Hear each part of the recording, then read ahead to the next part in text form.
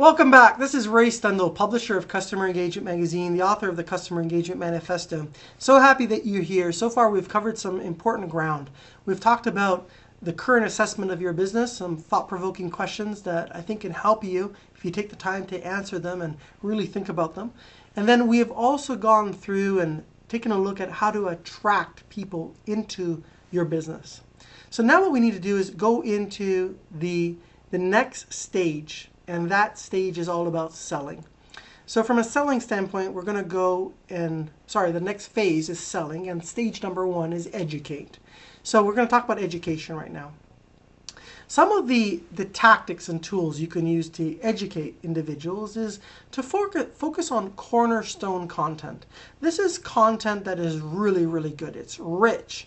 It's high value. It's something that is in many cases worth buying, but you're not selling that information.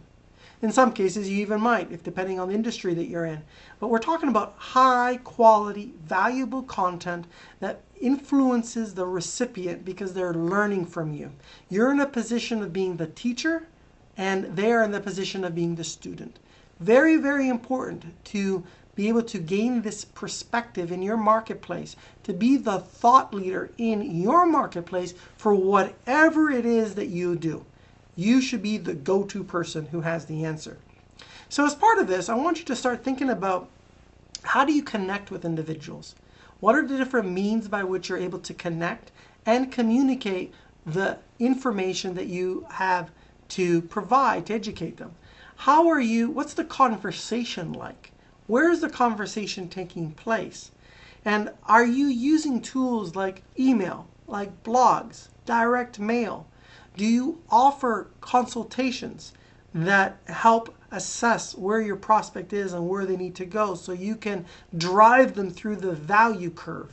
At the end of the day, the greater the distance between where you are and where you need to take them, and the greater the amount of value you can provide, obviously the greater the value you can provide, the more you can charge. Being able to help paint that picture for them is very valuable to your prospects. It shows you have perspective, and that's what experts have these days. In addition to this, you might think about how you're going to go about constructing a campaign that helps you in an automated manner be able to connect with people day or night, vacation or not, holiday or regular working day. So as part of this process, you might want to think about, is it necessary to create a campaign to warm up the prospects that you've already been working with? And if so, what does that look like? You might think about creating a new campaign for people who have never heard of you before but somehow found you. Now, as part of this process, you're going to need to think about what is the transformation that you want your marketing to deliver, and then how can you break it down into milestones and ultimately answer some of the biggest questions and deal with the biggest pains that your market has.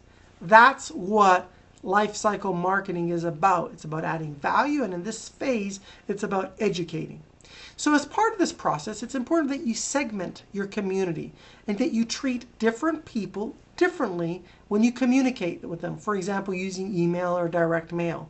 The more that you can tailor your communication to make it relevant to your audience, the more there's a message to market match, the more trust that will be generated, the more they will like you, the more they'll see you as relevant, and ultimately the more they'll engage with you and buy from you.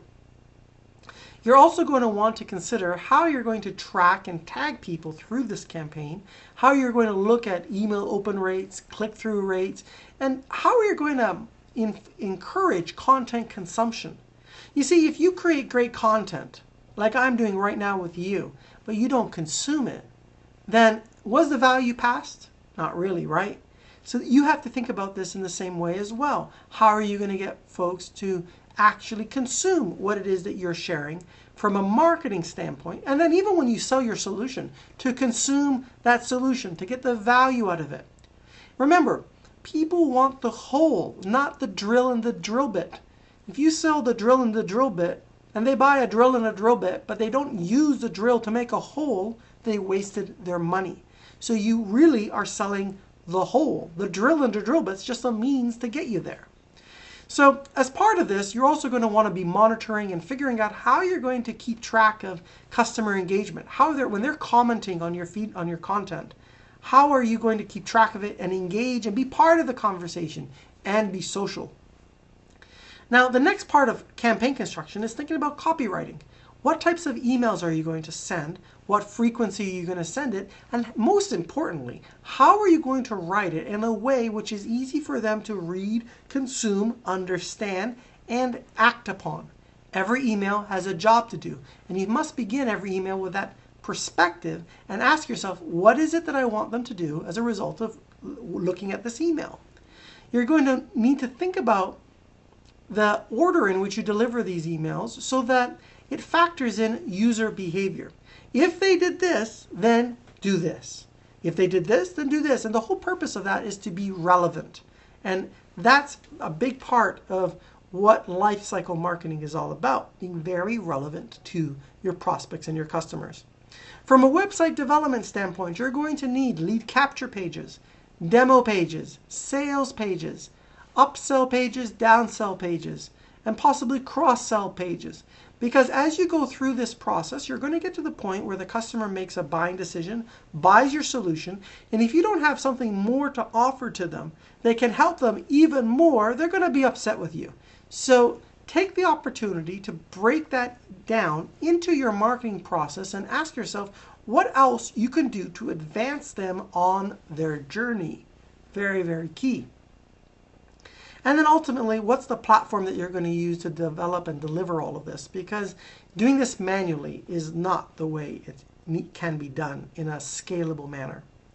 The next part of this part of our process is content creation and construction. From the earlier work that we did in our videos, we talked about who we were going to target and how we're going to create transformational content to help them. Well, this is when you actually create the lead magnets, create the videos, create the audios, create the materials you're going to give away that is going to be done in a very strategic and sequential manner that's going to add value to your prospect. So that's what we were talking about here in stage 1 of the selling phase, which is about educating. But now we need to go over to stage number 2. Stage number 2 is all about the offer. So remember the expression that I said earlier on. Customers buy when they're ready to buy, not when you're ready to, I hope you said it with me, sell. So I want you to examine your offer and really take a look at the value you're providing in exchange for the cash that is being provided to you. When value is greater than cash and the customer understands that, they buy. They buy with 2 hands and 2 wallets, and they take their money out and they just give it to you because they can see the immense amount of value you provide that is in addition to the cash that they're giving to you. So now you have to ask yourself, how does your prospect recognize value? What is valuable to one is not necessarily valuable to another. How can you improve the deal? Maybe give some more value through bonuses you offer payment terms. Consider how you can inject live webinars into your process so that when the customer buys a solution from you, they have a quick start webinar that gets them up and running on how to best use the solution they gave to you. Also, unannounced bonuses. Everybody loves gifts, right? Think of Christmas time. What if you gave some additional value to your prospects that you didn't even market to them? They bought it and all of a sudden they found something else in it. Wouldn't that make them more predisposed to refer business to you because you exceeded their expectations?